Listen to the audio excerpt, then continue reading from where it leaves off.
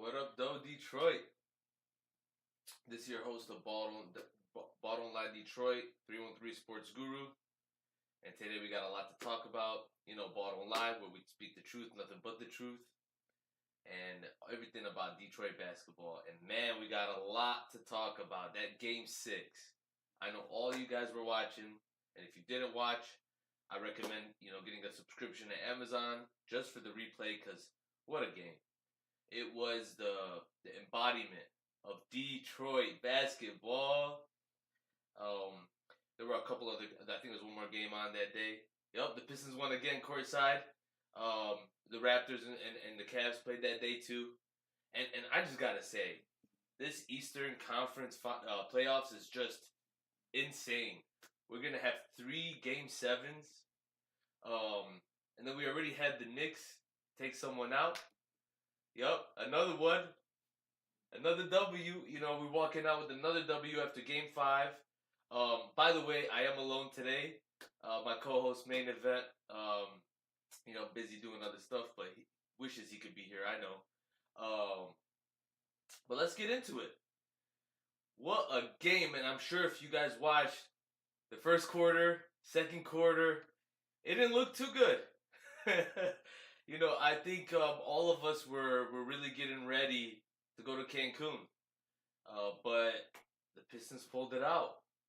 And so what we're going to do is go right into our segment, Final Countdown. I'm going to give you guys just 5 of my big moments of the game.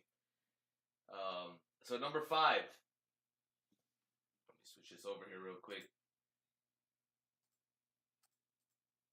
Number 5, Robinson, the block hurt around Orlando.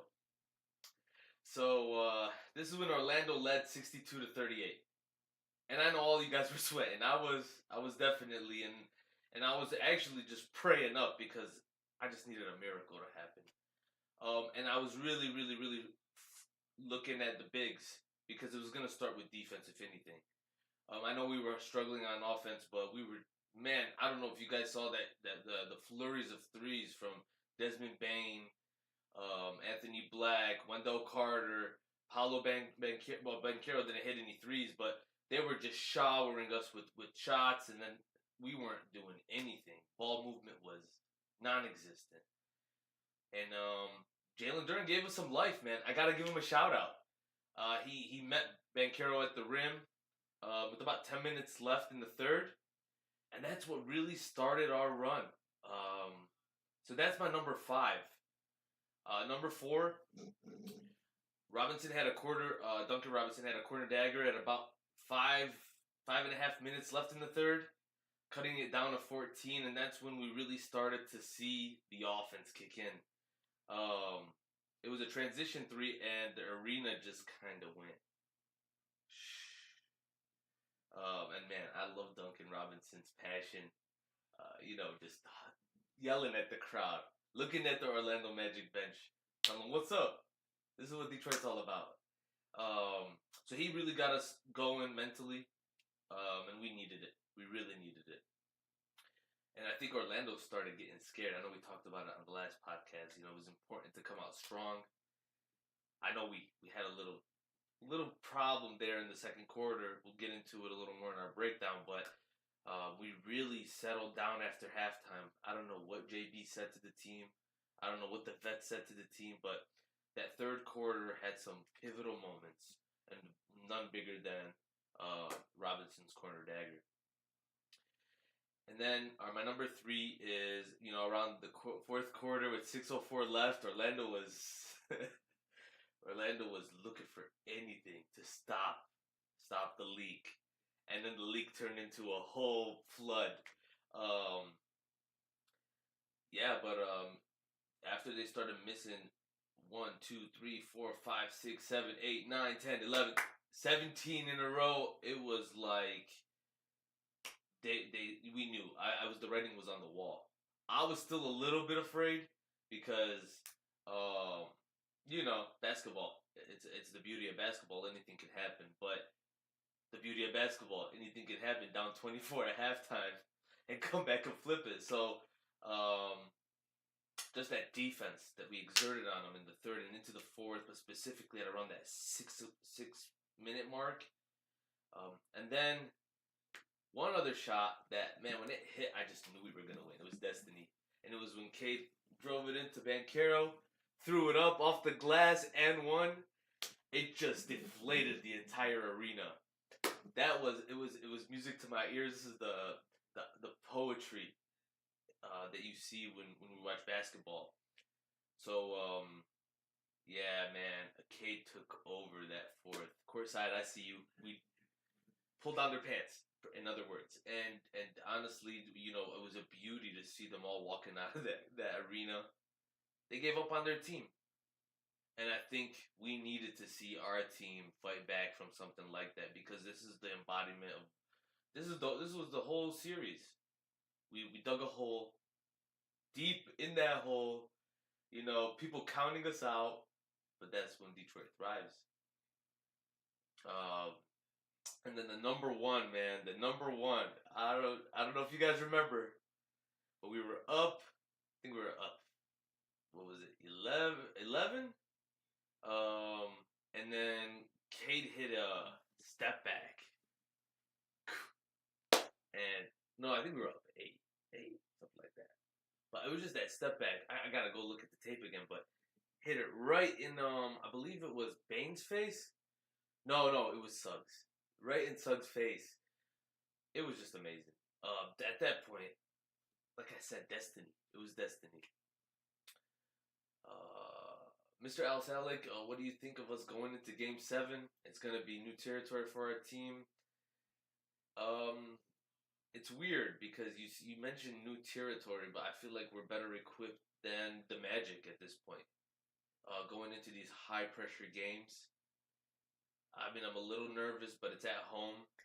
And like I said, we got Duncan Robinson. We've got Tobias. They've been in those games before. JB's been in some situations like that, so I know the folks we got on our team will be ready. You look at Cade. There's no more poised player in the league than Cade Cunningham. Honestly, I don't want anyone else leading our team. He's comparable to, I would say, like a Shea when it comes to that. He just finds a way. They find a way. I mean, anything can happen. Anything can happen. I'm going to drink the Kool-Aid today. I'm going to say that we're better equipped. I think we go in there, we handle business.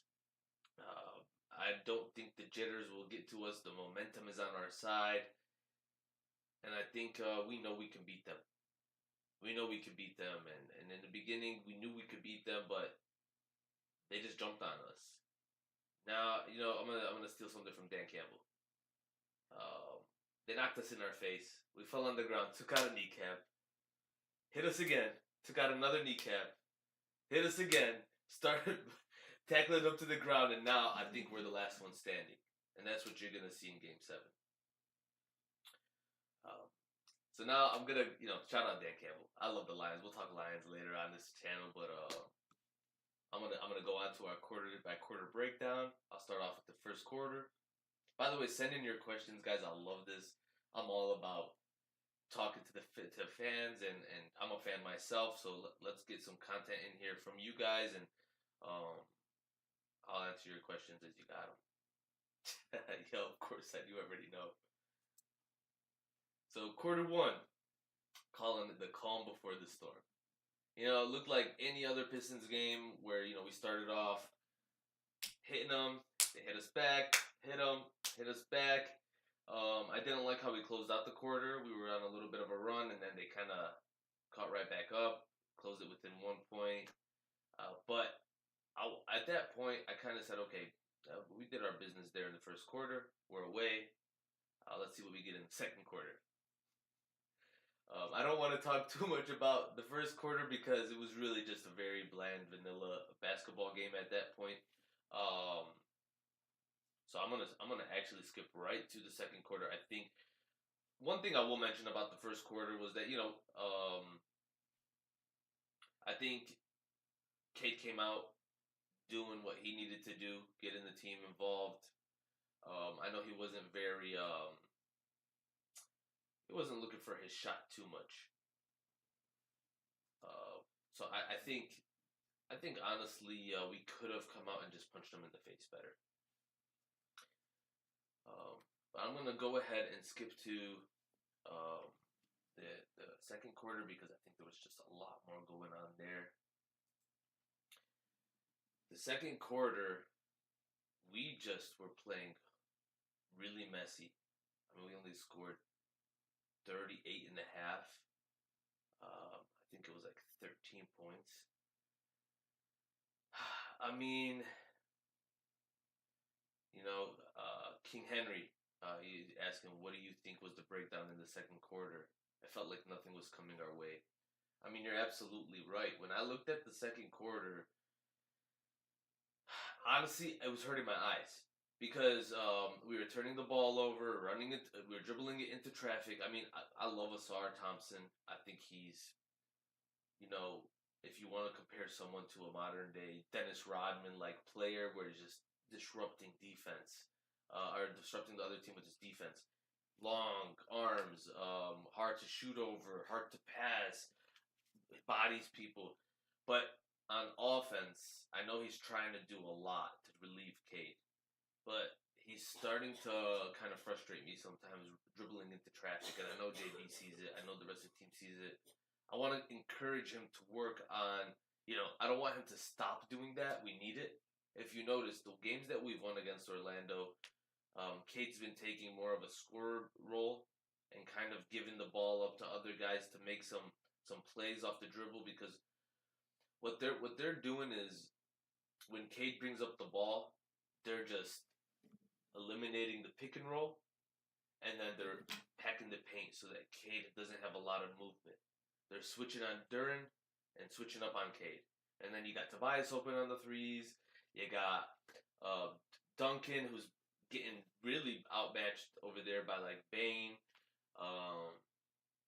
And so I think when you take Cade off the ball, you really start to see Orlando starting to have to shuffle, because Cade's really great as a playmaker off the wing, off a pass.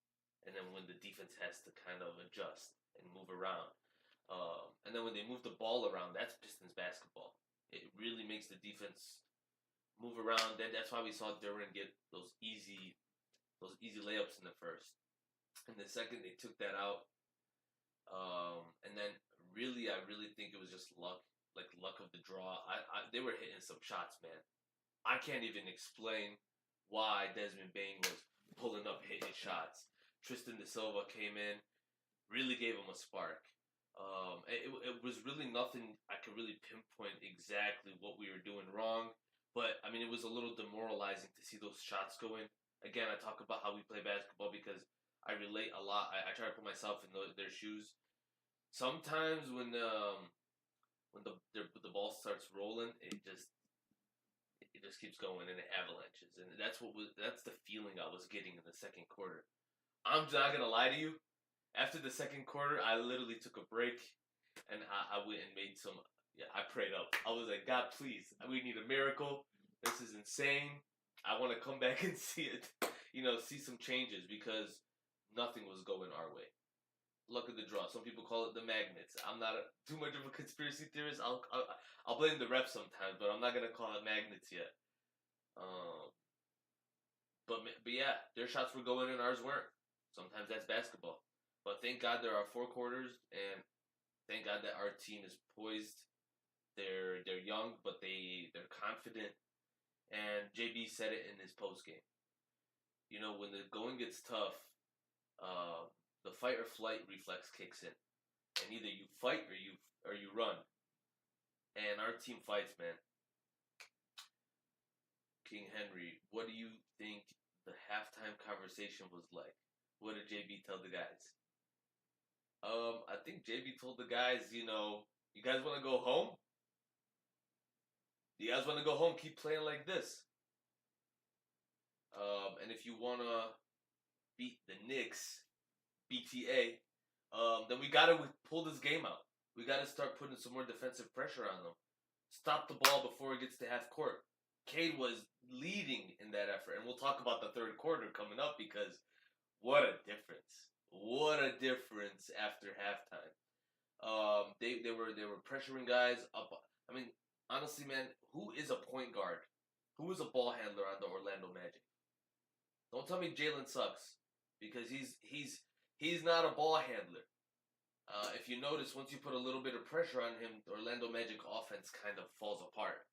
So, and pun intended, by the way, with his last name, because he played horrible that game. He'll always come defensively, and I hate his peskiness, where he just finds a way to poke the ball out. But offensively, he kind of threw the game away for his team. And we'll talk about Bane, too, because I love how he gave us the game. He literally gave it to us. But, yeah, we were just putting pressure up right at full court. And they were having a hard time even coming past the half-court line. They tried to match that, too, later in the game, but JB just told them, this is your time. This is where legends are made. Yep, Mr. Al Salik, I completely agree. JB was mad. I know he was mad, but he's the type of coach where, you know, he's not gonna punish you right there mid game. He's gonna let you work it out. He's gonna let the team figure it out. They're young guys. He builds confidence in them. I've never seen him punish Duran for making mistakes. I've never seen him punish Asar for making mistakes. He'll pull the guy aside, give him a little talk to, and put him right back out there. I mean, it's just great coaching. People talk about X's and O's, but I think the important part of coaching is building the confidence in those young guys. JB, there's no better coach, I think, for these guys at their age, in their situation, with their roster composition than JB. So shout out to JB, because it takes a lot. It takes a general to bring the guys together during these times. Duncan talked about it post game, how people, he's been part of teams. I think he was throwing shade at Miami a little bit, but teams start to splinter and you saw it in Orlando, by the way, in that third quarter. I don't think people really like Desmond Bane putting up brick after brick after brick. And then the ball stopped moving. For us, it was the second quarter. The ball wasn't moving, but instead of splintering, we figure out a way to make it work. We come together. We unite. We start to talk more and communicate. Those are all qualities of having good leadership. And I know we have good leadership all across the board. Even if the talent level isn't where it needs to be yet.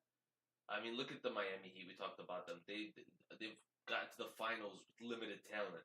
But when you have good leadership, Boston Celtics, similar situation. The Lakers right now, even though Luka and Reeves, but even when they're injured, they have good leadership. Leadership comes a long way in the playoffs. Poise comes a long way in the playoffs. You can catch a team, getting a little bit ahead of themselves. In Orlando, in the second quarter, they felt like they were the Knicks, going up on the Hawks by 60, and it wasn't the same. We caught them by surprise in that third quarter, and honestly, we put pedal to the metal. So let's get into that third quarter. There's a lot to talk about there. Thanks for the questions. Keep them rolling. So that third quarter, so we went into half 60-38. They come in, they hit us first. So the lead stretched out to 62-38.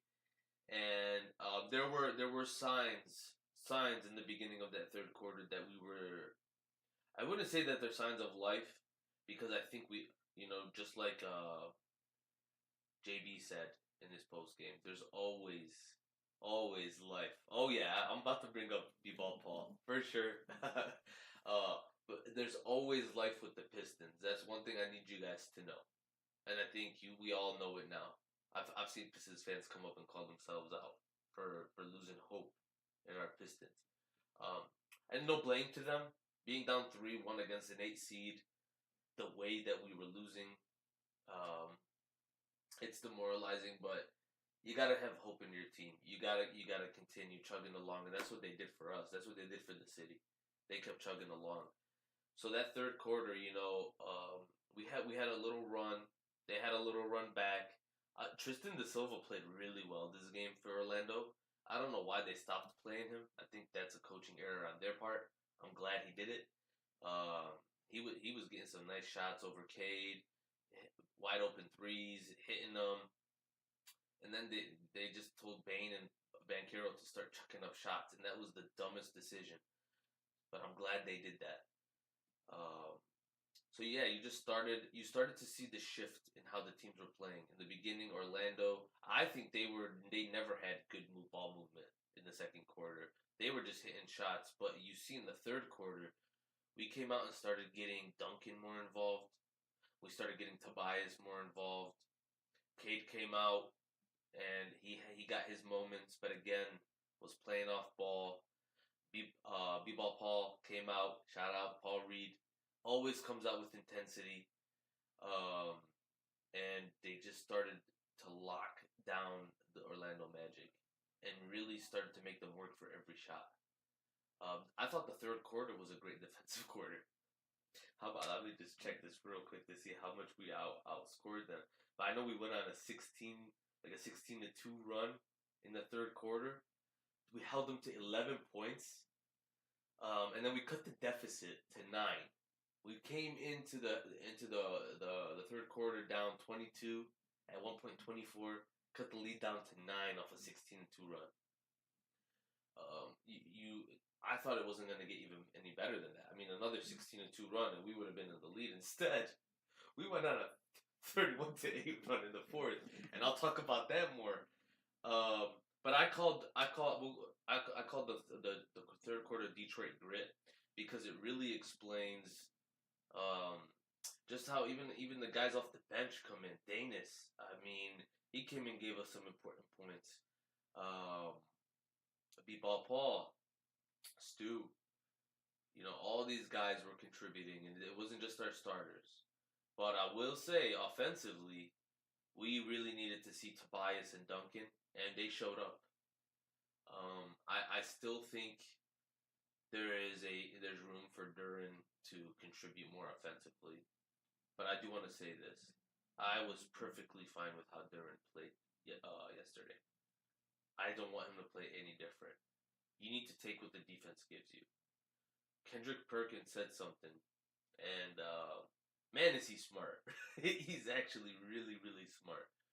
He said, in the playoffs, people are going to take away your best strengths. And you got to figure out how to counter that. And Jalen Duren was trying to play into his strengths, even though that's their number one game plan, was to take out the pick and roll.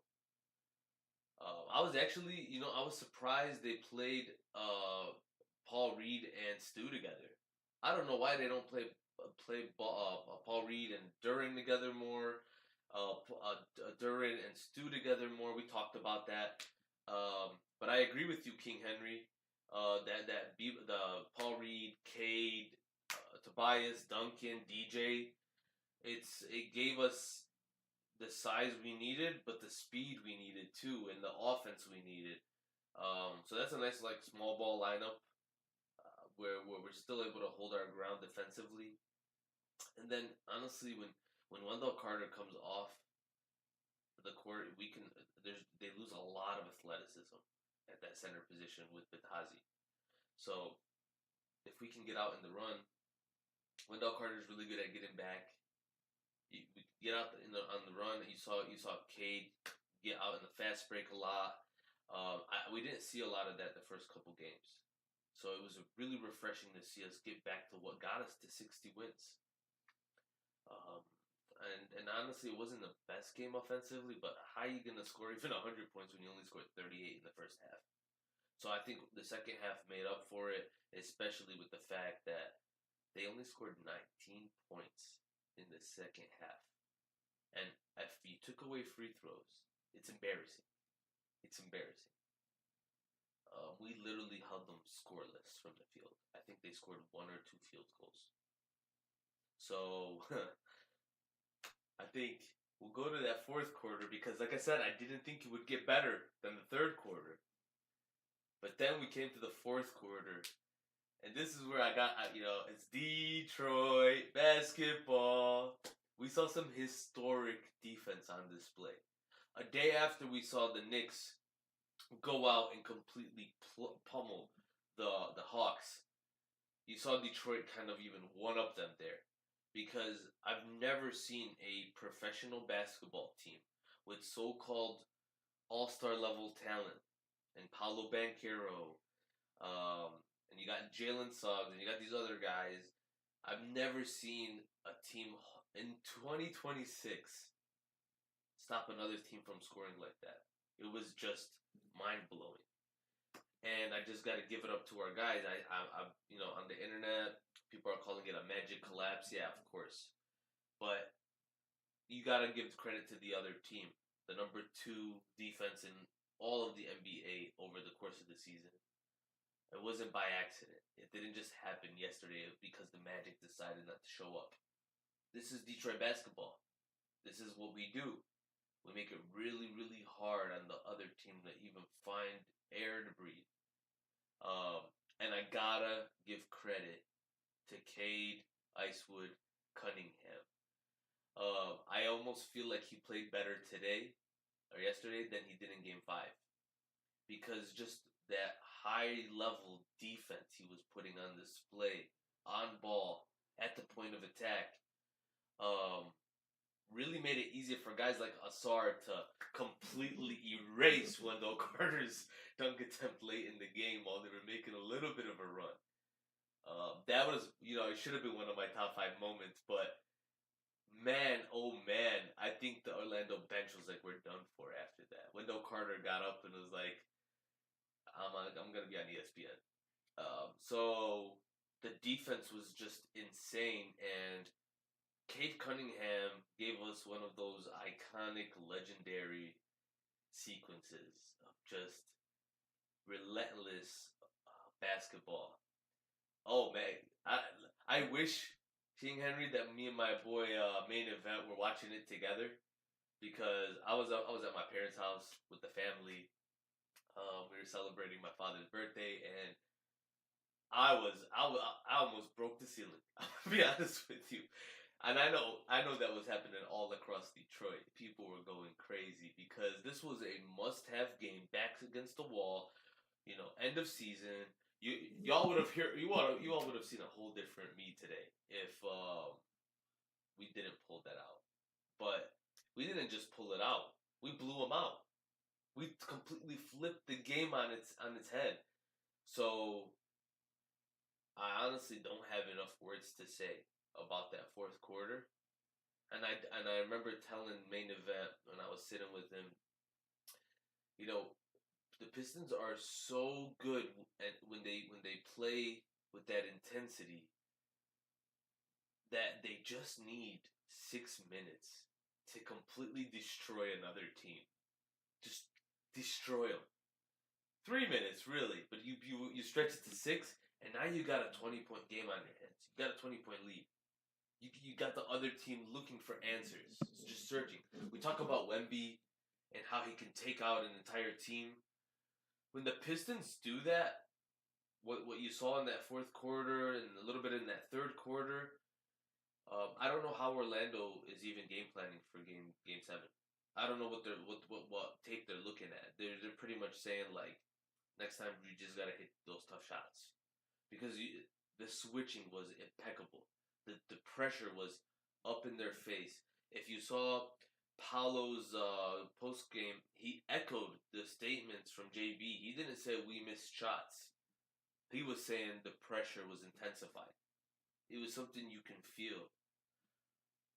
The crowd knew it was over. And I think they kind of don't know what to expect for Game 7. But again, Orlando Magic fans, if you plan on traveling here, it's going to be really, really cold. I don't mean the weather. It's going to be really cold in the deep. So bring a jacket. I recommend you stay in that comfy area in Orlando, Disneyland. It's nice over there. Just stay over there. Because I don't think you're going to like the outcome Game 7.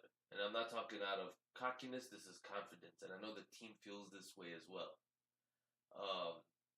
I love what Cade said in the end of the game in an interview on courtside. And he was saying, It's that never die mentality. Never die mentality. That's what the dog pound is about, Mr. Al Salik. You kind of just keep rolling with the punches, and the bigger dog's gonna end up coming out of there, maybe scratched up. I'm sure the guys feel it, right now, and they wish they would have intensified their play earlier in the series. They didn't have to go to a game 7. But if that's what it's gonna take, I mean, how long has it been since we won a playoff series? Since 2008. It's another monkey we're getting off our back, and I think we're doing it, man. I think we're doing it in extreme fashion. We're repeating history. The Magic fans saw deja vu. Anyone that was alive in 2003 watching those Orlando Magic getting pretty much swept, 3 games in a row, but pretty much swept by those Pistons are witnessing it once again. And I talked about this on the last podcast. All we need to do is mentally make that team understand they can't compete with us. So I think we did what we had to do. I just wish we didn't fall by 24. We fall down by 24. I wish we would have just from the beginning pounced on them. And I remember main event asking me ideally what was the situation I wanted to see. But we know the world's not ideal. So we'll take what we can get. Another question by King Henry. I love it. Let me ask you this, Guru. Why do you think we still have not seen any Ron Holland minutes? It feels like there is something going on with seeing Javonte Green over Ron. For sure. I'm glad that you mentioned Javonte Green. Thankfully, we have a lot of experience on our team. It's not necessarily in our young stars like Duran, even Cade, but it is in guys like Javonte Green. It's in guys like, people don't love him, but Karis LeVert, even more in Duncan Robinson, Tobias Harris. They've seen the heartbreak. They've witnessed coming back from being dug up in holes, and people really don't know that Javonte Green has been all across the league and has seen pretty much everything. Ron Holland is a young whippersnapper. He's got tremendous talent, skill out of the roof, can fly, can play defense at a high level, but he's reckless. And I say this with love because when you're young and you've got all that talent, and you could just rely on your athleticism and just how easy it is to get up and down the court while others are gassed. You never really build the IQ. You don't see enough. We forget that Ron Holland is really young. We forget that Asar is very young. We forget that Cade is very young. We forget that Duran is very young. I'm not mad at it. I wish we could fit him in here and there, but when have we had the luxury to? That's my question. When have we had the luxury to just let Marcus Sasser get those minutes without jeopardizing and maybe putting them on blast? Because these are young players. You want to protect their confidence. I mean, we see what's happening to Duran right now. You got to be very mentally sound, emotionally sound, poised. When you look at Cade, you don't worry about him emotionally. At least I don't. I think he can get up from a fall. You look at Duran, we're watching it happen in real time. He's gotta survive the bashing on the social media. Ron Holland comes out and completely gives us a 0, or starts bricking. Doesn't shoot that 3 when he's open. You're gonna hear it from fans. Thankfully, we're hearing the opposite. I'm glad I'm hearing from you that you want to play him more. But I promise you, if we were playing him more and we were losing, and he was shooting 0 for 5 from 3, or maybe not even taking those threes, the defense is packing the paint because they don't got to guard him. And psychologically, it's affecting him. Now the conversation changes, and he's a young guy. And JB is, again, the perfect coach right now. I'm not going to defend him every time. And like I said, I do think there are moments where Iran would be really great. Playing Reed really worked out in our favor. But I'm going to leave it to the coaching staff to kind of figure that out because I don't want their confidence to just completely be flatlined in the playoffs in this high, intense moment. Let them watch it. Let them see what the playoffs look like. Let them, and then once we have some luxury, let's say we come out in Game 7 up 20 and we need to rest a little bit. Put Ron in there for a stretch. Why not? But if it's a back-to-back, a punch. I mean, you don't want Ron to be the punching bag at the end of the season. All the social medias and all of the analysts are all hating on him, and he really didn't get even the chance to experience the playoffs, to learn from the vets, to see what it takes. So again, Javonte Green, Ron Holland. Right now, I would lean towards playing Javonte Green a little bit more. Also, he's bigger, and Orlando Magic are bigger. Maybe for playing the Boston Celtics, maybe you see a little more Ron Holland. Maybe if and when we play the Sixers, you see a little more Ron Holland. Maybe against Donovan Mitchell or James Harden, Ron Holland, on ball, be great. But Paolo Banchero against a Ron Holland, driving down the lane, he's going to get picked on. Not saying he can't hold his own, but we see it even with Asar. I mean, the dude is LeBron light, but maybe the light is up here, So I think JB's doing a good job. Now that was the fourth quarter. Okay, cool. Another question. Outside of Cade Cunningham, who do you think? And by the way, we're gonna go on to the next segment, so that open the questions. Count that baby in a foul, King Henry. I'm expecting you to shower me with questions. Outside of Cade Cunningham, who do you think has been the MVP of the series from both sides? I want to hear from you guys. I want to hear from you guys. Who is the MVP? I gotta learn how to put up a poll, but once I do, I'll start putting up polls. Who do you think is the MVP of the series? I'm gonna go. I'll start with the Orlando Magic. I think on the Orlando Magic side, you got to give it to Franz, believe it or not. Just because he's their glue guy. And I think without Franz, we've really seen how their offense kind of becomes stagnant. And Franz he was that guy that every time Paolo would be having a bad shooting game, Suggs was not hitting that nasty corner three.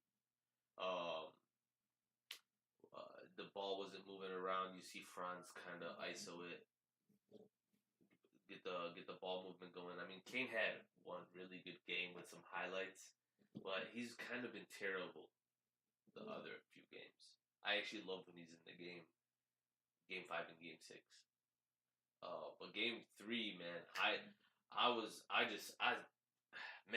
he was a 2K highlight right there. So I wouldn't give him MVP, but I would definitely say impact player of the team, like the impact player that you don't expect, a playoff riser for sure as a two-way player. But the consistent best player on Orlando Magic for me was definitely Franz. And then on the Pistons, I mean, besides Cade, Tobias, yeah. I mean, I don't think you go any other way than Tobias. I almost want to say Stu, because I almost think that Stu should be starting sometimes instead of Duran in this series. But I don't know the logistics of all that. JB does. So I really feel like it's got to be Tobias. He was huge, and people hate on Tobias, but if your second guy is giving you 22, 23, 18, 24, give you 9 rebounds, 5 rebounds, couple blocks, couple steals every single game, what else can you ask for? And then a lot of times it's in the clutch. Now, don't get me wrong. Sometimes I'm like, man, Tobias, that was dumb. Why'd you take 7 3-pointers? But that's what the defense is giving them. So I agree with you there. He's been the Robin to Cade's Batman. I still think we need another guard to step up. Duncan did really well last game, but I think it has more to do with our bigs figuring out how to play instead of doing slides. Again, going back to Kendrick Perkins' point, instead of going, during learning that sometimes when they're taking away the pick and roll, you just give a really hard pick. And that's what you need. Give a really, really hard pick. Make sure the guy can't come over the screen. Cade will do the rest. Duncan can shoot off 1 foot with it, off of a screen. Coming off a hard screen, step back, 3. Coming off a hard screen, step back, fake in the lane, kick out. Like, there's so much that can happen from not just slipping off the screen when it comes to Duran. That's why when you do see Stu come in, it's not just his defense, but the offense gets a little bit of a spark.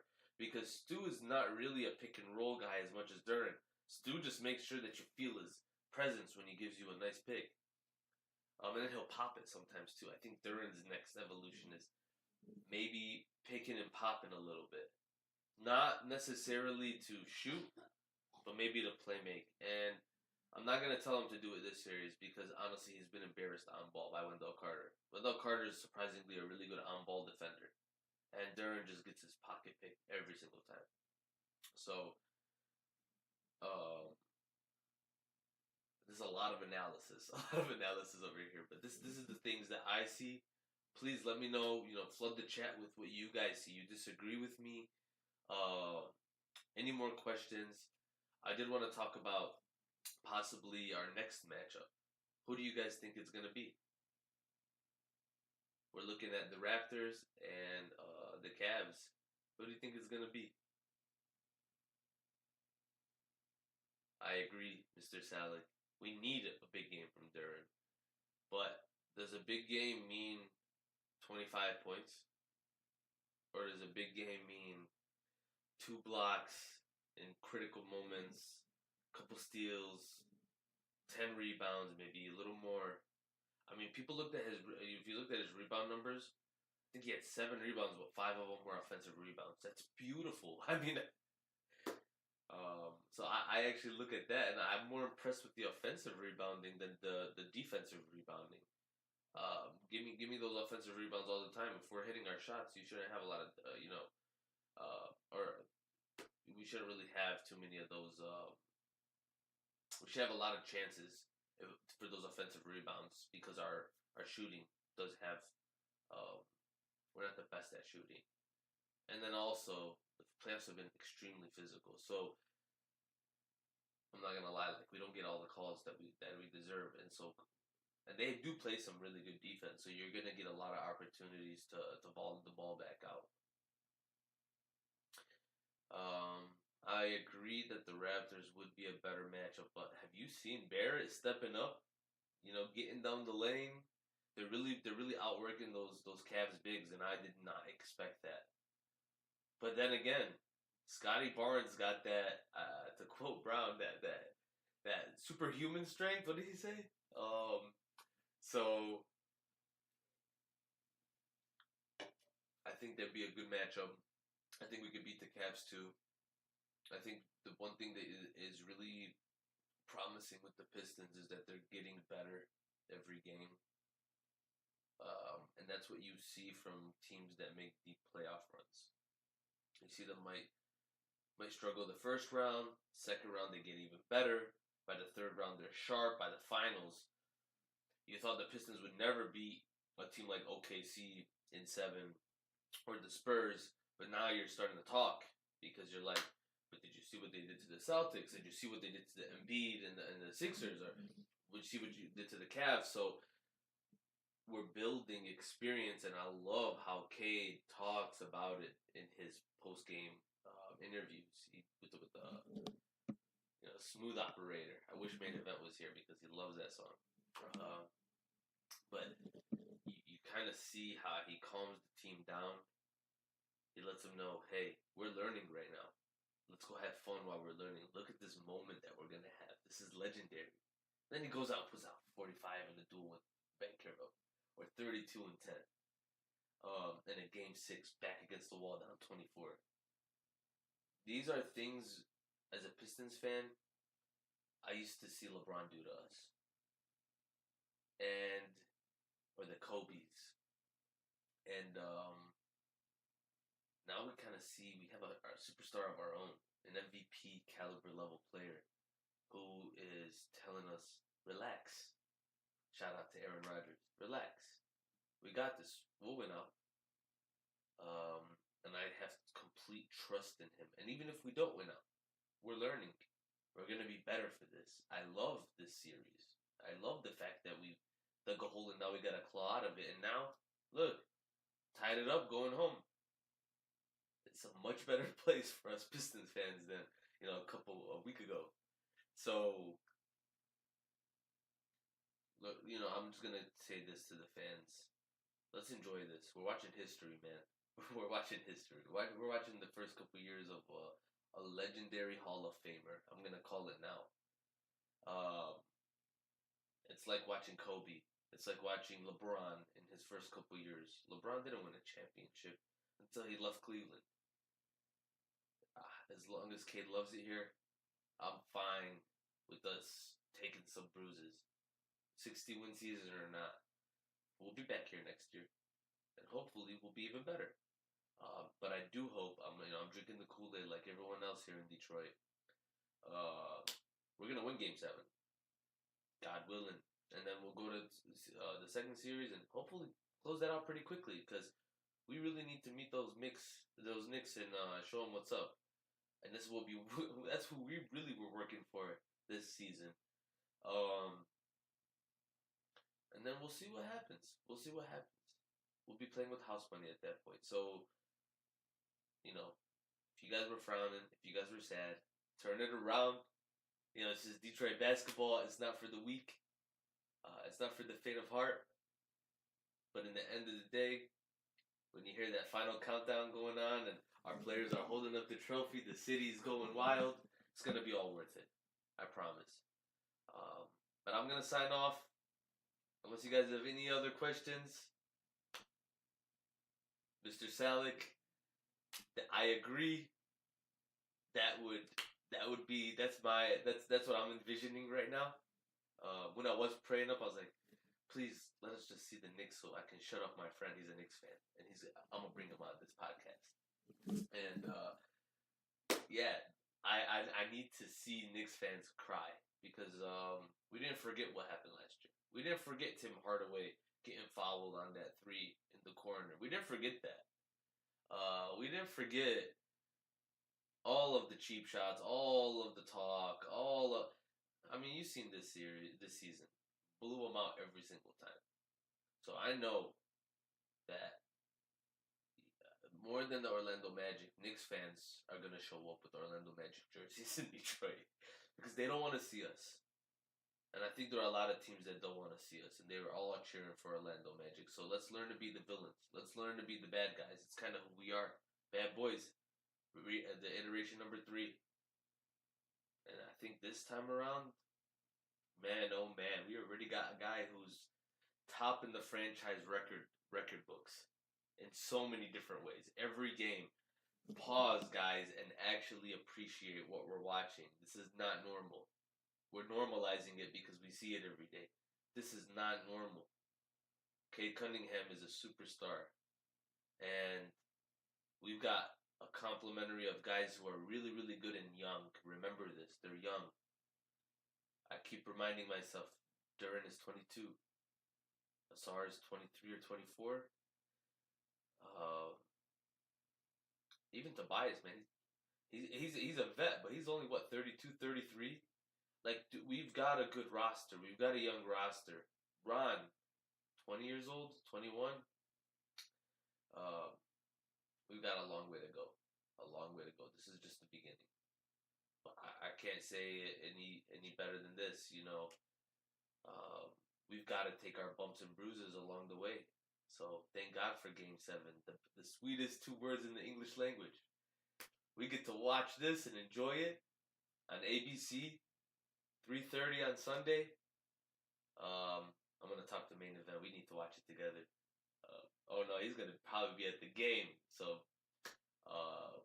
he'll be able to give me some insider information. Hopefully, while he's there, bring it over here post game. We'll probably air in the evening that day, sometime around 7, 8 o'clock. So tune in, and yes, I'm signing out. Detroit, keep your heads up. This is Ball Don't Lie, where we only tell the truth, nothing but the truth. And peace out.